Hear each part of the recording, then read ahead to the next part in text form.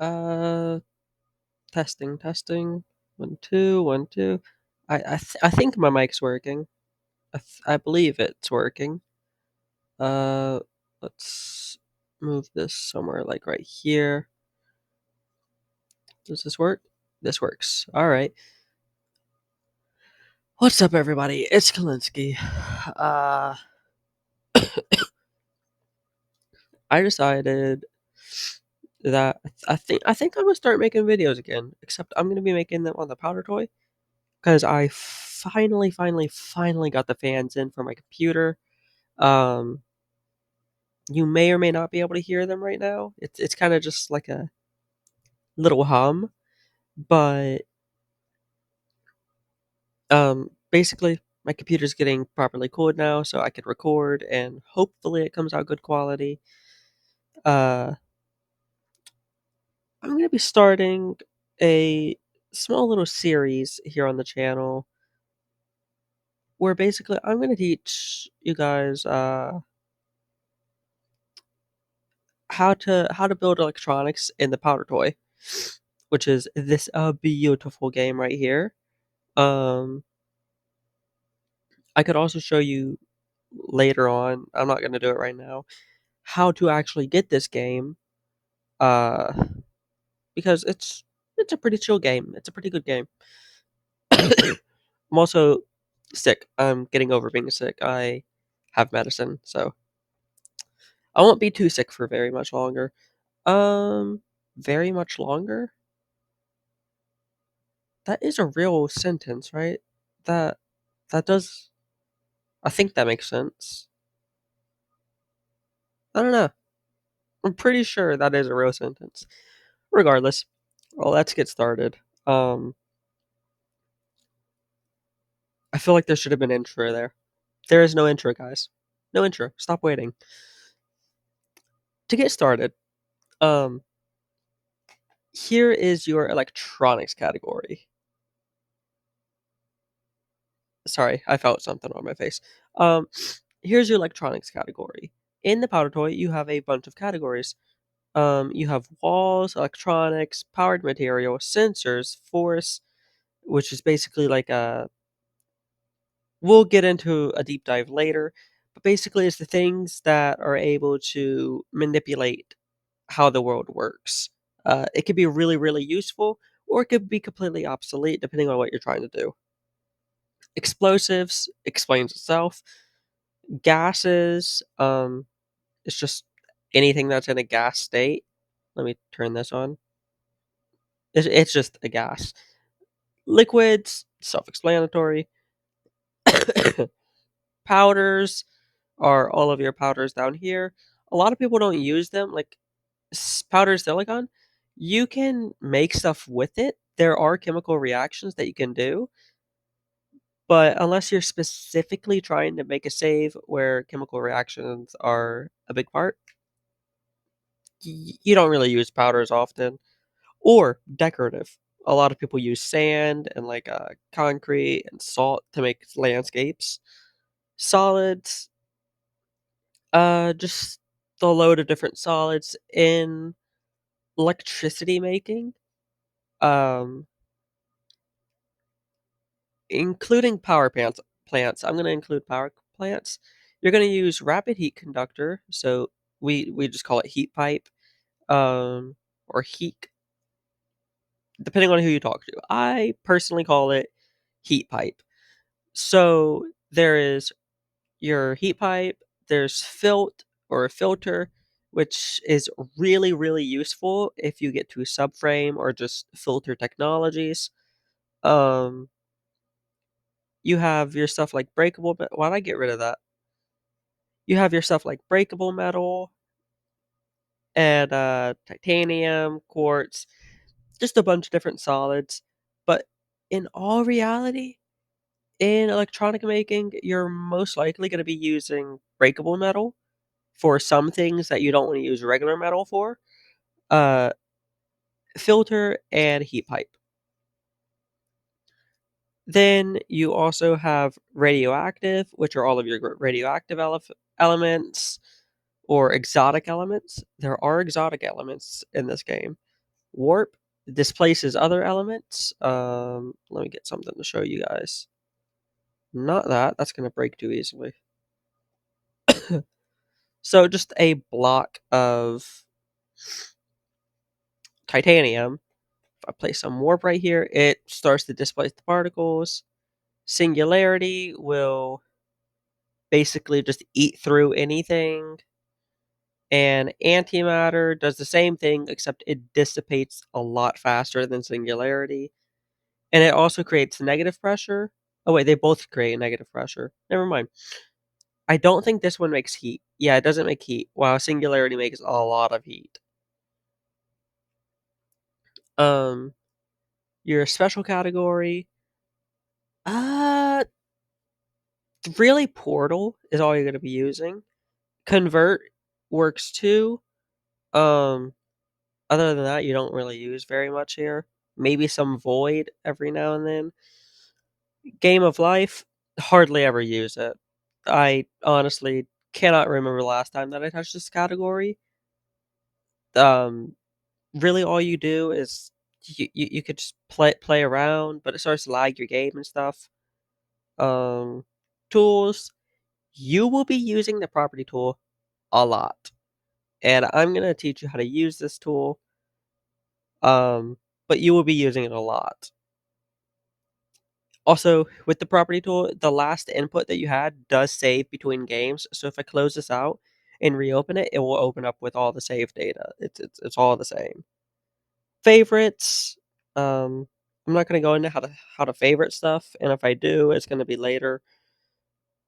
But basically, that's elements that you have favorited. Decoration. This is how you paint. That's also gonna be later. And then the element search. I think this is all the elements in the game.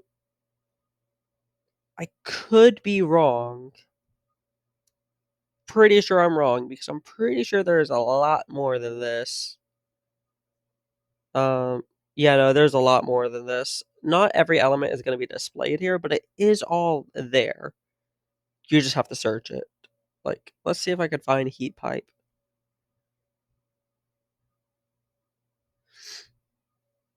Like, I don't see heat pipe right away. There it is, right there, heat pipe. But you could also just type in HEA. There it is, and all of your other heated elements. Okay, let's get straight into this. Um, so to start off, we have and look in this little square right here. Oh, if you hold down Z, you can zoom in, and using scroll your scroll wheel on your mouse, yeah, you could zoom in, zoom out. You can move it around simply by holding Z. If you let go of Z, you can no longer move it. If you hold Z and you just let go, it disappears. But if you hold Z, click, and then let go, uh, it just stays there, which makes a really, really nice working area. There we go. Okay, so let's start off with some metal. Just a simple band of metal. I'm going to start off with a lot of metals.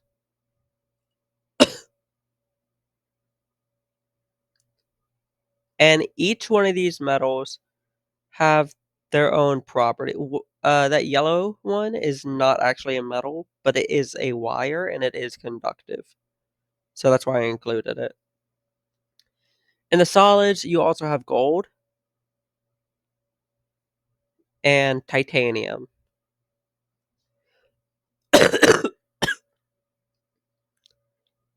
um, you also have insulated wire. This is your basic array of metals that you're going to be using. Did I get non-conductive? Yeah. So most of these metals will go at relatively the same speed. Some of them don't, but most of them do. So let's go ahead and take a look at that. So spacebar is how you pause. And then F is how you go frame by frame. So let's take a look at this. Each one starts off at about 3. Gold is naturally faster. This wire is slower. So gold is faster by 2 pixels. Wild World or just wire, I don't differentiate them whenever I talk. Um, Gold is ahead by 2 pixels, and yellow wire is behind by 1 pixel. And as they move, you will see the fastest wire is gold. All of the other wires travel at the same pace. Gold actually has a whiplash backwards, but I think that's just because it's by all these other wires. And then this wire is much, much, much, much, much slower. However, if I were to regularly unpause, you wouldn't notice that very often. Like if it was in an electronic, you wouldn't really notice it.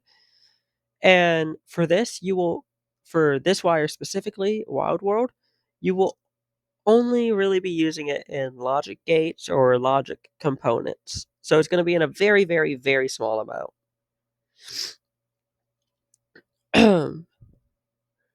So we're going to start off with a basic wire, just basic little wire. This is how you conduct electricity, the building block of literally anything electronic. It does heat up, which is not an issue. It doesn't slow it down or speed it up if it's colder or hotter. There are certain mods that will do that if you have a superconducting element. I'm not using mods. Well, I am, but this is my mod menu. It's really just a bunch of this. So I don't have any custom elements, is what I'm trying to say. Um, with wire, you can have a bunch of different ways for this wire to be moved, for it to go. Um, this wire, I lost my train of thought. You could basically connect these however you'd like. And if we start at this point, it will travel through all of them frame by frame, which I did not show you frame by frame. It'll travel through all of them frame by frame in the order that that first spark hits. And as you could tell, if we just follow this spark all the way through, you can see it's not actually moving, it's just going through and sparking anything else it touches. So, let's say you have 2 wires. Um, they lead in 2 different directions, and they light up 2 different buttons. Cool. This it's really cool, yeah. If I touch this button, and then I let it go, why did it light up both? That doesn't make sense. I only pressed 1, it should not have lit up both of those wires. Let's watch that again. So once that travels downward, as you can see, whenever it hits this corner, it transfers its energy, which then lights up both wires with a very minimal delay. This is because spark, or the thing that I'm touching these wires with to make them electronic, or what's it called? To where they have current in them. In the powder toy, it can jump over gaps. As we saw with the gold, gold has a very, very high jumping rate. So I believe it's like 3 or something. Let's see. 1, 2, 3. Yeah, so a 3 pixel gap. Let me go ahead and just frame by frame this. Yeah, so a 3 pixel gap minimum. Let's see if it's a 4. Can I go up to 4, or is that where it stops? I never actually experimented with gold, so I don't know. Yeah, so gold has a 3 block gap, or a 3 pixel gap. I play Minecraft and this all the time. Um, Whereas regular wires only have a 1 pixel gap. Well, Kalinsky, how do you fix that? Very, very simple. Insulator, which is inside of your electronics category. Insulator, as long as it is put at least 1 pixel away from the ends of your wires, so, like, it over what's this called? There's, like, a little lip right there. I just, like, put my finger on my screen like y'all can see my finger. Right here, see how there's 1 more pixel? Yeah, and there's also 1 more right here. As long as it's built like that, the spark cannot bridge that gap. As you can see, it is not lighting up both. However, if I remove this, it will then oh, maybe they patched that. It used to be a glitch where it would still jump the gap. Maybe it's just certain gaps, maybe it's not, I don't know, but hey, it works. So, insulator is how you stop spark from jumping. Now, what can I do with the wire? Well, you could do a lot of things, but you might need different types of wires. So, let's grab a switch. That is a very big switch. Most of the time, you will only see them in a 1 by 2 pixel format, something like that, if not smaller, like a 1 by 1 pixel. A lot of beginners will have a 3 by 5 pixel format, which will look something like that.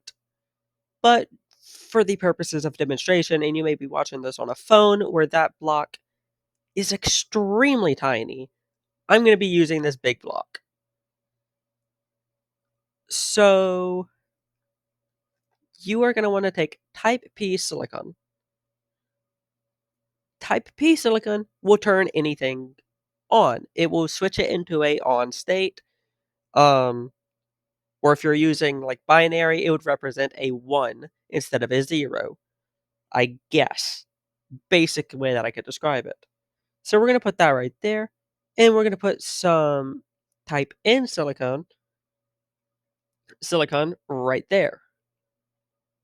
Now, we're going to put 2 wires on both of them, connect them both to a little button. Be sure to insulate even though it cannot jump this gap. I'm just going to insulate it to be safe. Now, as you will be able to tell, whenever I click this, it lights up perfectly fine. I can click it as many times as I want and it's going to stay lit. However, if I click this one, it turns off. That is the basic of how electronics work in this game. Um, so type P silicon will turn things on. Type N silicon will turn things off. This also works for extending and retracting. So how remember how I said I would come back to the force in either a different episode or whatever? Yeah, we're coming back to it right now. Piston. And I'm sorry if you're on a phone and you can't see this. But there's really no other way to show it because it will glitch out. Maybe there is. Let me try that. It might glitch out though. Don't yell at me if it does. Um, so let's go ahead and just put 2. If I do this to type P, yeah, see it glitches. So I'm gonna have to erase that and go the traditional route, which is your piston has to be a minimum of a 1 by 2 in order for it to work. Let me zoom in a little more. So type P silicon, type in silicon. Let's go ahead and wire that up to some very small buttons. As you can see, extends the piston, extends it again and again and again and again, and piston basically goes on forever. If you want it to, you can set limits. I will show you that in a different episode. N type in silicon retracts the piston. Um, by using frame, you can have something inside of the piston. So let's say I want to move some wood around. I can. Let's zoom out. I can. I can move this chunk of wood as far as I want. I can also take off that top piece, move it forwards, move it backwards, perfectly fine. But sometimes you're going to want those frames because occasionally that won't work. I do not know why. Like, I don't know the exact scenarios where it wouldn't work, but there are some where it won't. So, so far, I have introduced you to regular wires or metal, type P silicon, type N silicon, uh, pistons, and frame. This is what I've introduced you to so far. Oh, and obviously spark, but I can't show that in a single frame. Actually, yes, I can. Yes, I can. What am I doing? I can pause the game, and I've introduced you guys to spark. So that is a bare minimum basic. Um, I also introduced you on the Switch. I have a horrible memory. I'm sorry. Uh, as you can see down here, whenever I hover over Switch, it says only conducts when switched on. PSA Type P silicon switches on, Type N silicon switches off. As I already told y'all, that's universal for most things in this game. Instant wire. I have not taught y'all this yet, but since y'all have learned Type P and Type N silicon, I might as well teach you now. Instant wire, it's a bit tedious to work with if you don't know how to work with it. However, if you do know how to work with it, it is an extremely useful tool for almost any need that you might have.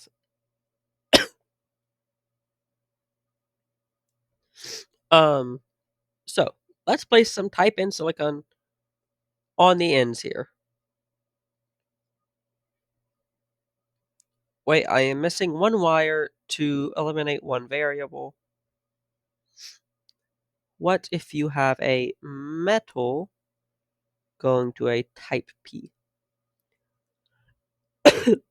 So, instant wire. Metal cannot spark this wire. It cannot. It will never be able to. Type N silicon is not able to spark it. However, type P, as you can see, it is a instant transmission. And while most people would say this is the fastest transmission in the game, it is actually not. It is the second or third fastest, with Filt transmission and subframe being the second and the first, respectively. So, how does this work? Well, Type P silicon will conduct to the instant wires, which will then conduct to Type N silicon. However, Type N silicon cannot conduct to that wire. And it's not just because they are reversed. No, if I conduct it from this side, it will work perfectly fine. Left to right, right to left, top to bottom, bottom to top, doesn't matter. Um, Another rule is Type P silicon, when conducting through an insulated wire, will not conduct to metal. It has to be Type N silicon, as you saw just then. It does not conduct to that metal. That's useful for all sorts of things, like logic gates, for example, even though there are much better ways to build them. You could technically put down a instant, put down a, let's just put something like this. So, for this logic, you want whenever an input is taken from the left side, it does not come out on the right side. Simple as that, because it will not transmit through. However, this can also just be done by replacing this part with these two. Because type in oh, wait, huh, never mind, I was wrong. Let's see here. Type N silicon will not transfer current to type P. So I built it incorrectly. I did not. I am stupid. That's what it is. If I erase that so that there is no connecting point for the metal, because I'm pretty sure that's what you just saw. Exactly. It does not conduct. It conducts from this side, not from this side. That is another strange rule that this game has. So type N silicon will not transfer current to type P. Or basically blue will not transfer to red. That's how the easiest way that you can remember it. Type P silicon will transfer to any conductor. It is a very open tunnel. However, if I put type N silicon right there, do I have it off? I did. Um, as you can see by this, it should not conduct. It cannot conduct to type P silicon, right? You'd think so. Well, as it would turn out, whenever it's conducting, it is actually skipping over the type P silicon and jumping straight over to the wire because type N silicon can conduct to wires, as displayed right here. So it actually skips over that type P. Oh god, there we go. So it actually jumps over that type P silicon, as you saw right there. It jumped over it, which then reflected back onto it and continued on its regular path. Which also makes this very strange rebound effect sometimes. No, it didn't do it there. Never mind. I was lying. I was just being stupid. Um, so that doesn't work. Cool. So what if I put type P right there? Then it can't jump over, right? Like it can't jump over. What are we talking about? For some reason, it does. Why is that? Well, that's actually because the metal is now transferring its current to the type P silicon, which is not detectable through this test because basically what is happening, excuse me, is when it reaches this type N silicon, it sparks it, right? This type N silicon is not sparking this type P silicon. It's actually the metal directly behind it sparking this. So this type N silicon is just kind of sitting there with a spark. And it transfers straight through, as displayed right here. The metal will transfer to it. How to fix that? Simply add a gap to where metals cannot interact with each other. Bada bing, bada boom. You now have a one-way current. Um, how many minutes has it been since I started recording? Think about 20. I'm gonna go to 6:35. Just, just because. Um,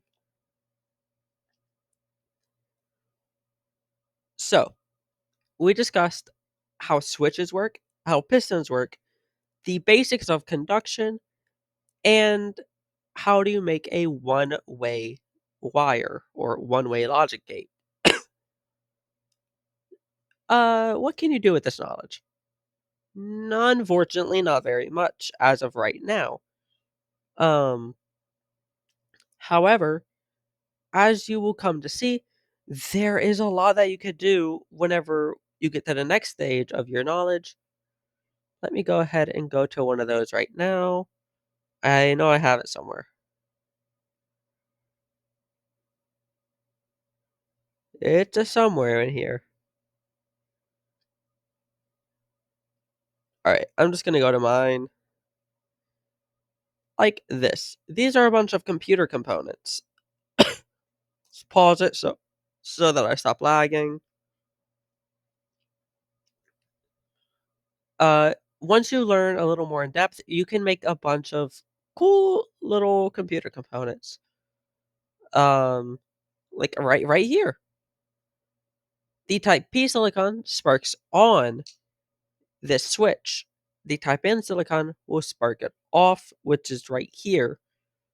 This is called a shift register. I will show you guys how to build this in a later video, probably video 2 or video 3. Um, I highly recommend that you play around with the powder toy some more. Just kind of hold it in your hands, see what exactly everything does, because I will skip over some very basic things, uh, just for time's sake, and because I will forget to go over it. Since to me, it's super basic. It's like, who doesn't know this? You guys most likely will have no idea what I'm talking about. So yeah, you could put a bunch of cool little things, bunch of cool little do that. This does not work. Do not try and copy this. It no longer works. Um, you could build some memory, really big memory,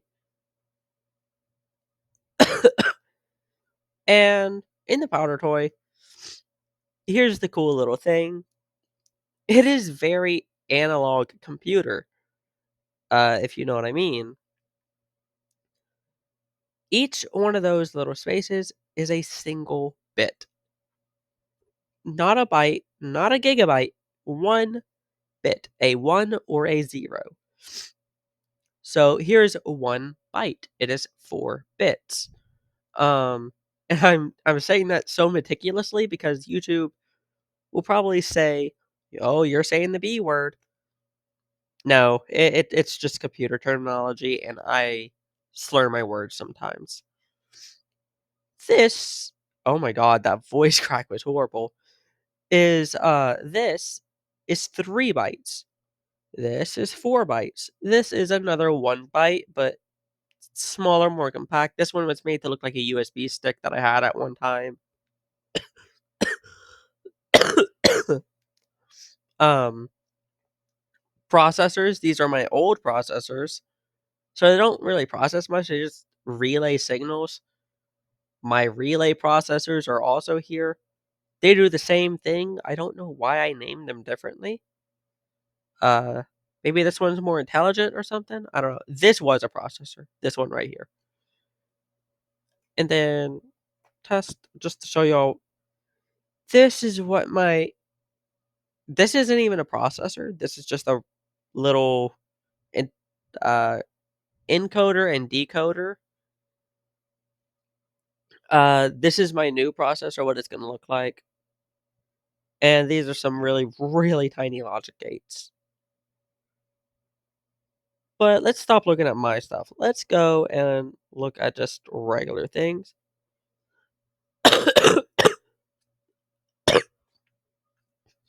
Excuse me. I'm gonna have to drink some water in a minute. Um, I normally do not talk this loud for this long, or if I do, I'm not talking constantly. I'm taking breaks.